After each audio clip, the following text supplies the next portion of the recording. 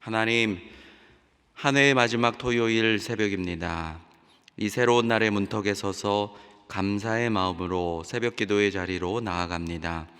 동이 트기 전 조용한 순간에 우리가 하나님의 임재 안에 있길 원하며 주님의 인도하심을 간절히 구합니다.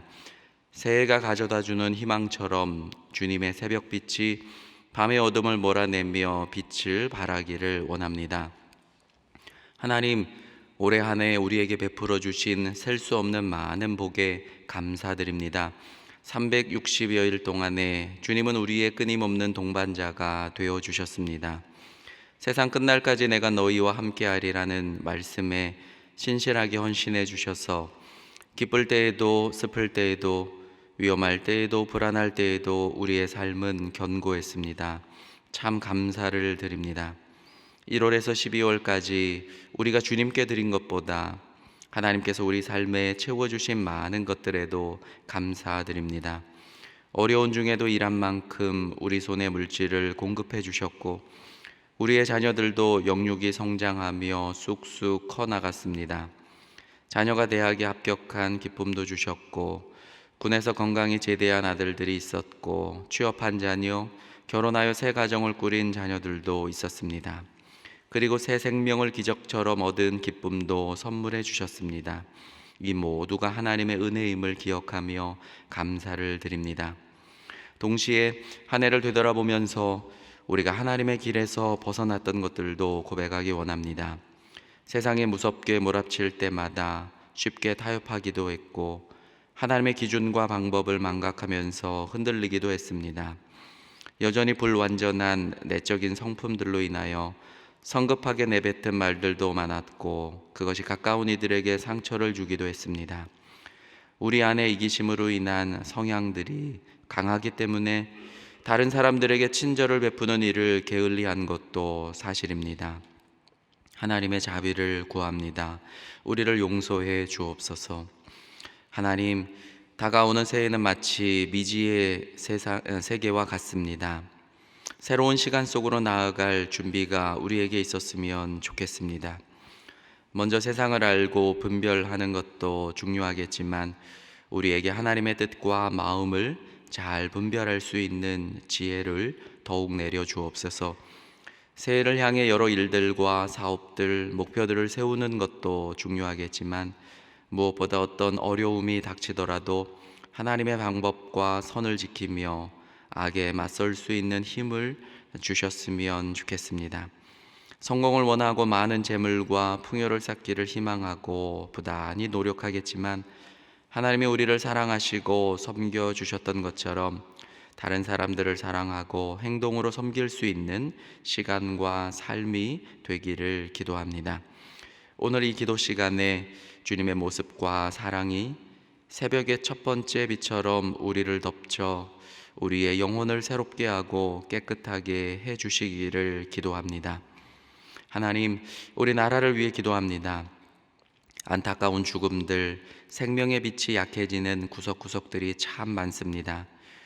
지도자들 안에서는 다툼이 여전하며 백성들 안에서는 타인에 대한 배려 없음과 탐욕이 결리 망의처럼 가득합니다.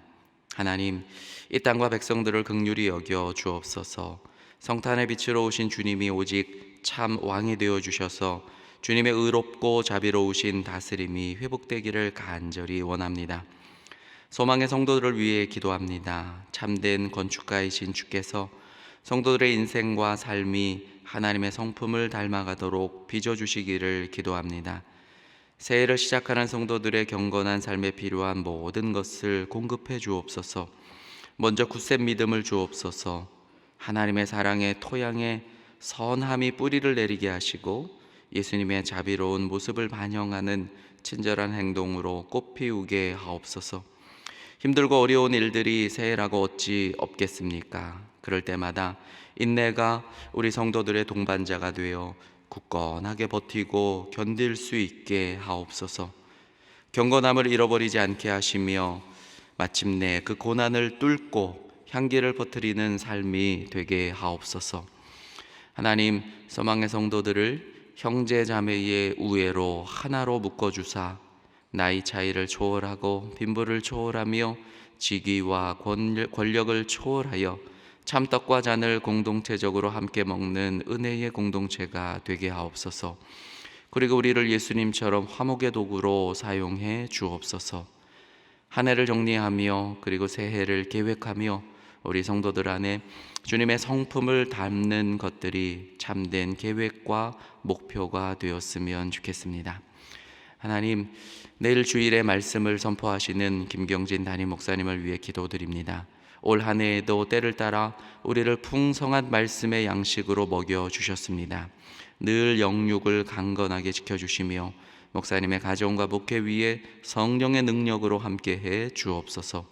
한국과 세계의 많은 교회들 위해 아름다운 리더십을 발휘하시도록 지혜와 능력을 더하여 주옵소서. 오늘 충농증으로 수술을 받는 성도님이 있습니다. 3시간 이상의 긴 수술이 정밀하고 정확하게 이루어지길 원합니다. 바쁜 연말 많은 일들을 처리하느라 한 해 마지막 날로 수술이 미뤄지고 늦어졌습니다. 코 안에 상처가 남지 않게 하시고 깨끗하게 충농증이 사라져 상쾌하게 호흡할 수 있도록 치료해 주옵소서. 그래서 찬송을 부르고 기도하며 평안하게 잠을 이룰 수 있도록 도와주옵소서. 이제 말씀 앞으로 나아갑니다. 예레미야서를 통해 주시는 하나님 말씀을 귀 기울여 듣게 하옵소서. 우리가 하나님의 백성임을 감사하는 고백의 자리가 되게 하옵소서. 존귀하신 예수 그리스도의 이름으로 기도드립니다. 아멘. 이 시간 주시는 하나님 말씀은 예레미야 2장 29절에서 37절의 말씀입니다. 예레미야 2장 29절에서 37절의 말씀을 다 함께 봉독하시겠습니다. 너희가 나에게 대항함은 어찌 됨이냐? 너희가 다 내게 잘못하였느니라. 여호와의 말씀이니라. 내가 너희 자녀들을 때린 것이 무익함은 그들이 징계를 받아들이지 아니함이라. 너희 칼이 사나운 사자같이 너희 선지자들을 삼켰느니라. 너희 세대여 여호와의 말을 들어보라. 내가 이스라엘에게 광야가 되었었느냐? 캄캄한 땅이 되었었느냐? 무슨 이유로 내 백성이 말하기를 우리는 노였으니 다시 주께로 가지 아니하겠다 하느냐? 처녀가 어찌 그의 패물을 입겠느냐? 신부가 어찌 그의 예복을 입겠느냐? 오직 내 백성은 나를 잊었나니 그 날 수는 셀 수 없거늘 내가 어찌 사랑을 얻으려고 내 행위를 아름답게 꾸미느냐? 그러므로 내 행위를 악한 여자들에게까지 가르쳤으며 또 내 옷단에는 죄 없는 가난한 자를 죽인 피가 묻었나니 그들이 담 구멍을 뚫었기 때문이 아니라 오직 이 모든 일 때문이니라. 그러나 너는 말하기를 나는 무죄하니 그의 진노가 참으로 내게서 떠났다 하거니와 보라 내 말이 나는 죄를 범하지 아니하였다 하였으므로 내가 너를 심판하리라. 내가 어찌하여 내 길을 바꾸어 부지런히 돌아다니느냐? 내가 앗수르로 말미암아 수치를 당함같이 또한 애굽으로 말미암아 수치를 당할 것이라. 내가 두 손으로 내 머리를 싸고 거기서도 나올 이는 내가 의지하는 자들을 나 여호와가 버렸으므로 내가 그들로 말미암아 형통하지 못할 것임이라. 아멘. 올 한 해에도 매일 새벽 또 기도하시는 자리가 하나님의 은혜와 또 사랑이 충만한 자리가 되었을 줄로 믿습니다. 오늘 말씀 예레미야서입니다. 예레미야서는 시기적으로는 주전 약 600년 전후에 유다 왕국의 마지막 한 40년과 연결되어 있습니다. 이 시기는 유다 역사에서는 정치적으로 격동의 시기였습니다. 예레미야는 비교적 어린 나이에 부르심을 받았죠. 그것이 얼마나 큰 부담이 되었을지 생각해 볼 만합니다. 이사야 또 에스겔이 소명을 즉시 받아들였던 것과 달리 그래서 예레미야는 여러 가지 이의를 하나님께 제기하죠. 그런데 그것이 하나님께 통하지가 않습니다. 하나님은 예레미야의 입에 손을 대시죠. 말씀을 그의 입에 두십니다. 하나님이 몸소 자기의 메신저를 도우시기 때문에 인간적으로 좀 미숙하다라는 것이 하나님 앞에서는 임무를 맡는데 장애물로 통하지가 않습니다.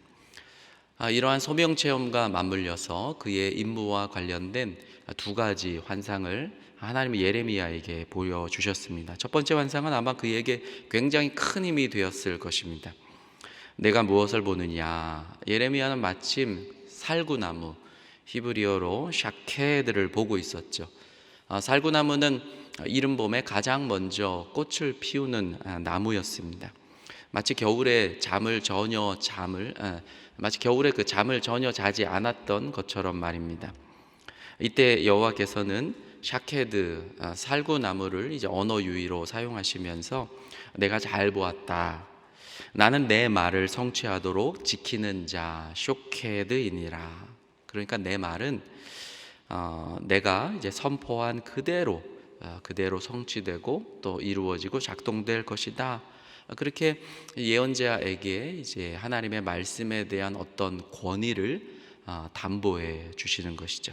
한편 두 번째 환상 끓는 가마는 예언자의 힘겨운 사명적 삶, 모든 사람과 적대 관계가 되고 특별히 이스라엘의 지도층과도 적대 관계가 될 것이라는 그 어려운 삶에 대한 하나의 예표였습니다.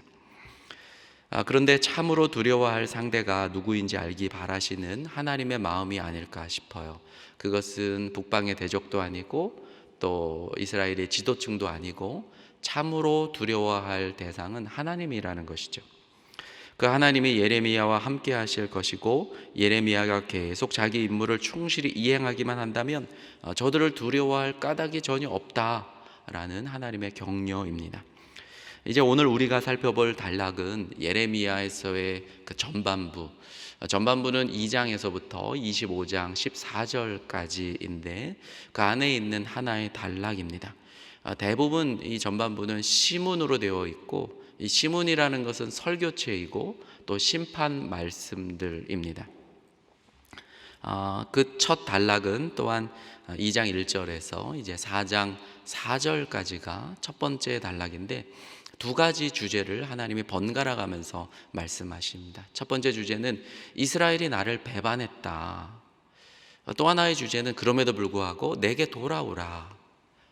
너희가 배반했다. 그러나 내게 돌아오라. 이 두 주제를 번갈아 가면서 하나님은 말씀을 하십니다. 이 말씀들은 예레미야의 활동 초기, 그러니까 요시야의 그 예배 개혁이 있기 몇 해 전 즈음에 선포된 것으로 보입니다. 오늘 말씀의 커다란 주제도 바로 이스라엘의 배반에 대한 말씀입니다. 우리 29절을 다시 한번 읽어봅니다. 너희가 나에게 대항함은 어찌 됨이냐? 너희가 다 내게 잘못하였느니라. 여호와의 말씀이니라. 우리가 하나님의 마음을 느껴볼 필요가 있습니다. 하나님이 이스라엘의 완고함을 안타까워하면서 꾸짖는 말씀입니다. 하나님을 대항하고 반역한 것이 도대체 무엇이었을까요? 그 내용을 확인하려면 바로 앞절을 우리가 살펴보면 됩니다. 27절 또 28절을 보니까 이스라엘 백성들이 나무를 향하여 또 돌을 향하여서 그러니까 이스라엘이 그 우상으로 섬긴 그 재료가 어찌 나무고 돌이냐, 이것들에게 과연 힘이 있다고 생각하느냐, 또한 우상 앞에서 이스라엘 백성들이 하는 그 말을 들었을 때 하나님의 마음에 정말 기가 차신 것입니다. 어떻게 말했습니까? 너는 나의 아비라, 너는 나를 낳았다. 나무와 돌 앞에서 너가 나의 아버지고 너가 나를 낳았다라는 이 말씀을, 이 음성을 들었을 때 하나님의 마음이 어떠했겠습니까? 28절 그 끝에서도 보니까 유다가 성읍의 수만큼이나 많은 잡신들을 섬기고 있구나. 헬라어 구약성경 번역본인 그 70인역에는 그 끝부분에 예루살렘의 거리마다 바알을 섬겼다라는 구절이 덧붙어 있습니다. 예루살렘 안에서 얼마나 많은 잡신들을 섬겼는지 여실하게 하나님이 증명하고 있는 것이죠. 이스라엘이 자신의 근본이 창조주 하나님께 있음을 잊어버리고 우상들에게서 자신들의 근본을 찾는 어리석음을 볼 때에 하나님의 마음이 여러분 무너지지 않았겠습니까? 이어지는 우리 30절을 같이 한번 읽어보겠습니다. 내가 너희 자녀들을 때린 것이 무익함은 그들이 징계를 받아들이지 아니함이라. 너희들이 사나운 사자같이 너희 선지자들을 삼켰느니라. 히브리 어순을 살펴서 보면 영어 성격도 이렇게 되어 있는데 헛되구나, in vain, 어찌 헛된가, 내가 내 자녀를 때렸도다, 징계를 그들이 받아들이지 않는구나. 학생을 체벌할 때 선생님은 아픈 마음으로 때리지 않습니까? 부모가 자녀들을 체벌할 때 부모의 마음이 아프지만 잘 되기를 바라면서 때리는 것 아니겠습니까? 그런데 하나님은 내가 내 자녀를 때렸는데 어찌 이리 헛될 수가 있는지 그 마음을 하나님께서 말씀을 하십니다. 도대체 잘못을 저지른 것들을 바로잡도록 가르쳐 줄 때 이스라엘이 계속 고집을 부리면서 잘 받아들이지 않았음을 알 수 있습니다. 이렇게 회초리가 아무 쓸모가 없을 수가 있을까? 심지어 유다 백성들이 하나님의 말씀을 전했던 선지자들의 말을 받아들이기는커녕 그 선지자들을 여러분 잡아 죽이지 않았습니까? 실제로 예레미야 선지자의 고향 사람들인 아나돗 사람들조차 예레미야를 수차례 협박하면서 너는 여호와의 이름으로 예언하지 말라, 두렵건대 우리 손에 죽을까 하노라. 예레미야 26장 8절에서도 우리가 그를 산자의 땅에서 끊어서 그 이름으로 다시 기억되지 못하게 하자, 너가 반드시 죽으리라. 결국에는 예레미야를 잡아 죽이지 못하니까 여호야김 왕은 이집트까지 군사를 보내서 거기서 다른 예언자 우리야를 붙잡아 와가지고 그를 대신 죽이지 않았습니까? 하나님은 이스라엘 백성들의 배반하는 그런 모습들을 이어지는 여러분 말씀들에서 계속 부연 설명을 해 주십니다.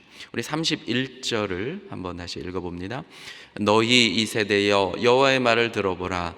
내가 이스라엘에게 광야가 되었었느냐, 캄캄한 땅이 되었었느냐. 무슨 이유로 내 백성이 말하기를 우리는 노였으니 다시 죽게로 가지 아니하겠다 하느냐. 3중 의문문으로 되어 있어요. 첫째 물음은 내가 이스라엘에게 광야였느냐, 둘째 의문문은 혹은 캄캄한 땅이었느냐. 여러분 무슨 뜻일까요? 무슨 말일까요? 하나님이 마치 이스라엘에 가보시면, 성지순례를 가보시면 꼭 어렵더라도 광야에서 캠핑을 한번 해보시기를 추천을 드려요. 이스라엘 광야를 지프를 타고 1박 2일이건 2박 3일이건 캠핑을 해야 그때 비로소 정말 이 광야를 우리가 가슴 깊이 알게 돼요. 광야는 길이 없어요. 그리고 캠핑을 할 때 제일 중요한 것이 물입니다. 물이 없어요. 광야라는 곳은 죽음의 땅이고 정말 사망의 그림자가 그리워진 땅입니다. 그러니까 지금 이 말은 내가 하나님이 이스라엘에게 광야였느냐.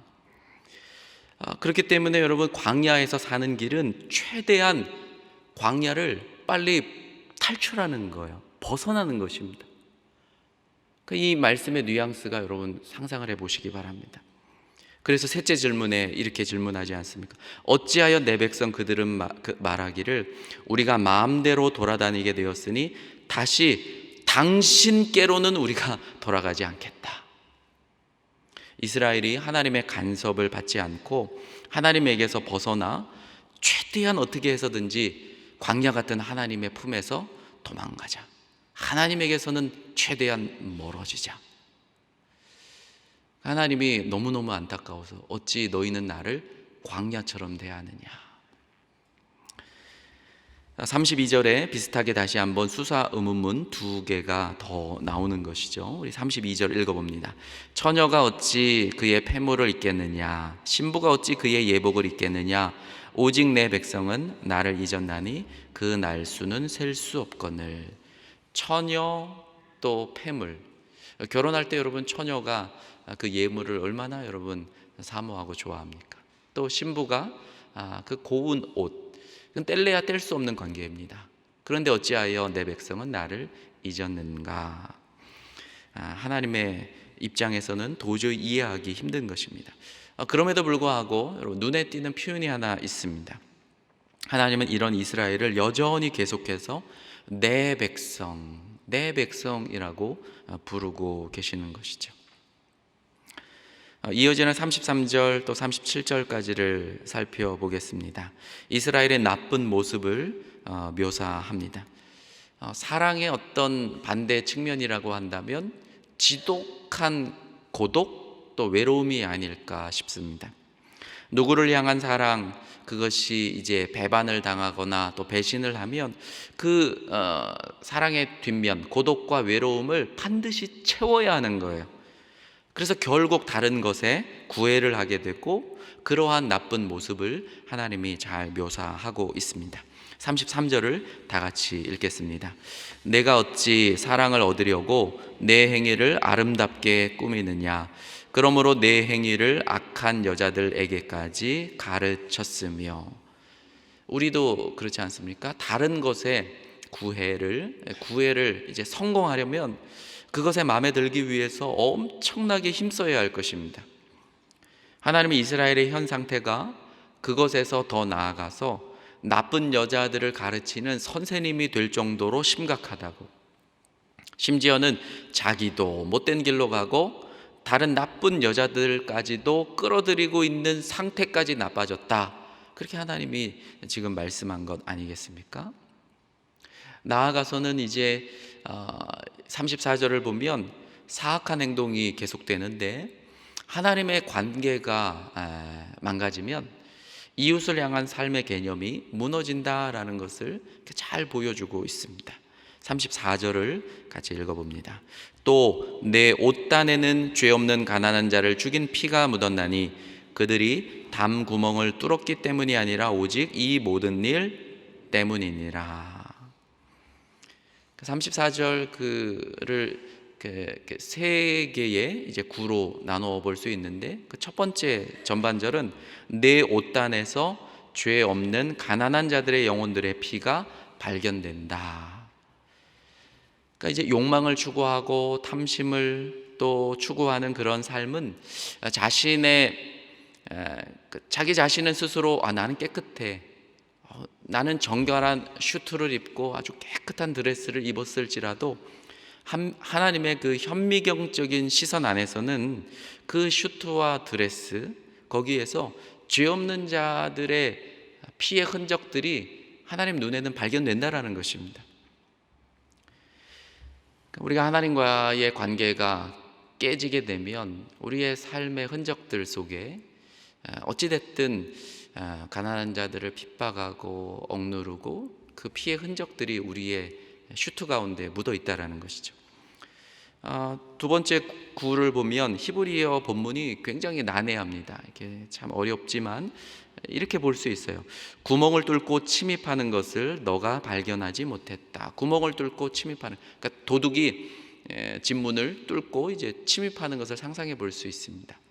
그러한 범죄 때문에, 그러니까 율법에 의하면 도둑이 침입했을 때 현행법으로 붙잡았을 때 쳐 죽여도 무관했습니다. 자기 방어가 합리적으로 작동할 수 있기 때문입니다. 그것 때문에 너의 옷자락에 피가 묻은 것 때문이 아니라 마지막 34절 끝부분에 이 모든 일 때문이다. 그 말은 우상 숭배로 인하여서 너희들의 삶이 어그러졌고 그것들 때문에 너희들이 아무리 깨끗하다고 하지만 옷자락에 피의 흔적들이 묻어 있다라는 하나님의 안타까운 마음을 우리가 읽어볼 수 있습니다.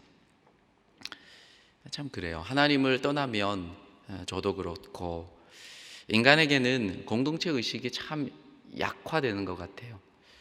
예전에 우리가 수련회 하면서 많은 은혜를 받으면 참 이웃의 사람들, 주변에 있는 내 형제들이 그렇게 사랑스러워 보일 수가 없어요. 근데 우리 가슴에 은혜가 떨어지고 하나님에 대한 사랑이 메마르면 공동체 의식이 우리 가운데 남아있을 리가 없습니다.